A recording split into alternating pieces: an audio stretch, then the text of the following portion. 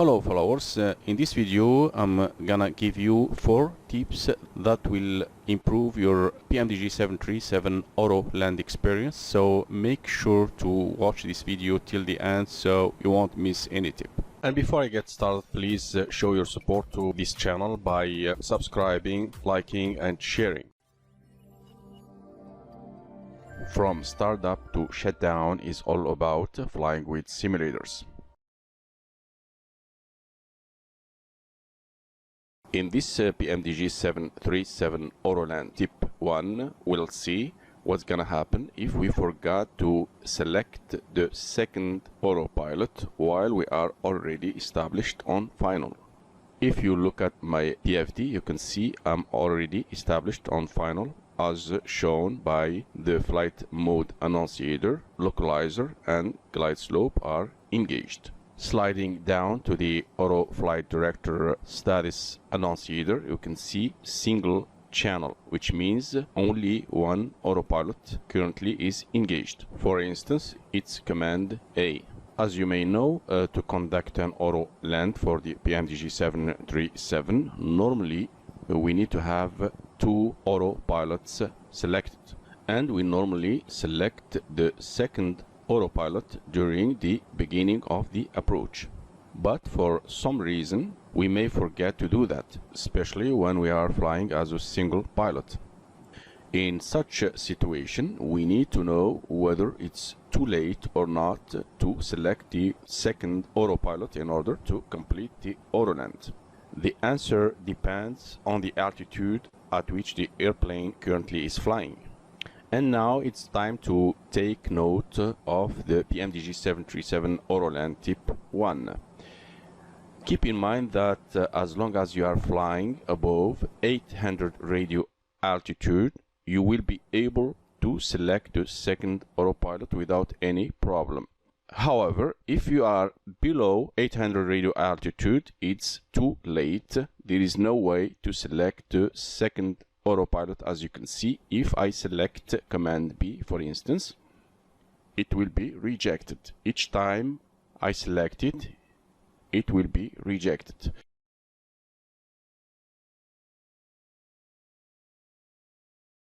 In this video, we're gonna see another situation where we can have our second autopilot being continuously rejected or deselected by the performance monitor. This can happen when our radio navigation system hasn't been set properly. Here is the proper way to do that. During the approach preparation for an autoland, make sure that you have set both the localizer frequency and the inbound final course in both sides, which I mean the captain side and the first officer side. In this example, my localizer frequency is 109.1 and the final approach course is 057. So I'll put 109.1 in the captain nav radio. Then same thing with the first officer nav radio. All set for the localizer frequencies. Now I'll move to the MCP or mode control panel. Then I'll set to the final approach course data 057 in both sides, as I said, the captain side, then the first officer side. Failure to do so will result in the second autopilot being rejected by the performance monitor, as I said earlier.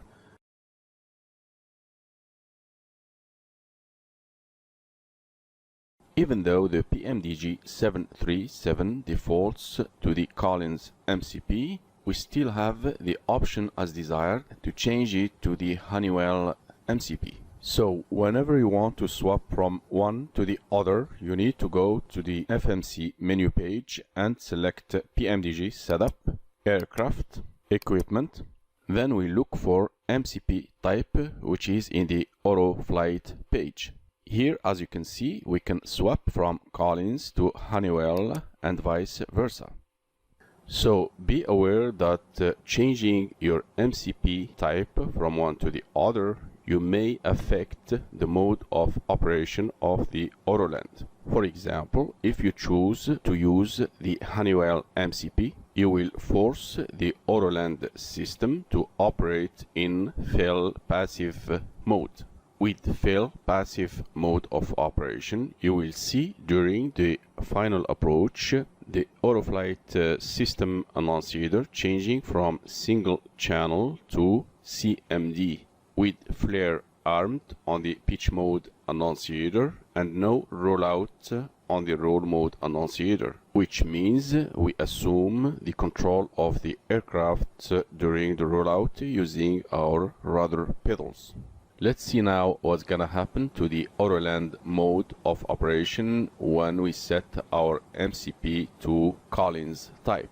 With Collins MCP type, you will have the option to keep the Autoland mode of operation in fail passive or to upgrade that to fail operational mode. If we upgrade our mode of operation for the Autoland by selecting fail operational, you will see during the final approach the Autoflight Director Status Annunciator changing from single channel to Land 3 instead of CMD. And on the FMA, you will see both flare and rollout armed.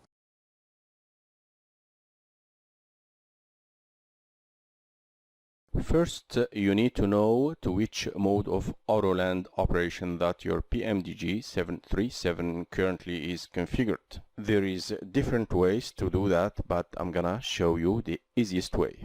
You need to have a look at the MFD push buttons located above the upper display unit here. If you see this C/R push button, this means that you are configured with fail operational mode. Otherwise, you will see this area is blank, which means that you are configured with fail passive mode of operation.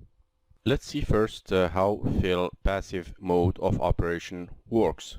First thing you need to remember when operating an Autoland with fail passive mode is that you need to use a decision height at which you need to have a visual contact with the touchdown zone to ensure that the autopilot is taking the aircraft properly and correctly to the touchdown zone. And we do that because the fail passive mode has not enough redundancy system that can conduct and complete blindly, so to speak, an Autoland. With fail passive mode, when the second autopilot engages, you will see on the Autoflight Director System Status CMD with flare armed only and no rollout feature available. So you assume the rollout control manually using your rudder pedals. That being said, you need to be prepared to disconnect the autopilot system at touchdown. Let's see now how fail operational mode works to see the difference. Unlike the fail passive mode, fail operational mode has more redundancy that allows us to conduct an Autoland even without using any decision height. That means that fail operational mode is designed to perform an Autoland even with no visibility. With fail operational mode, when the second autopilot engages, you will see on the Autoflight Director System Status Land 3 with both flare and rollout armed, which means that the autopilot system will take care of both the flare and the rollout after touchdown. Unlike the fail passive mode, you don't need to disconnect the autopilot after touchdown. So we leave the autopilot on during the rollout and we can disconnect it just before exiting the runway. And that's all for today's video. Thank you for watching. See you in the next tutorial.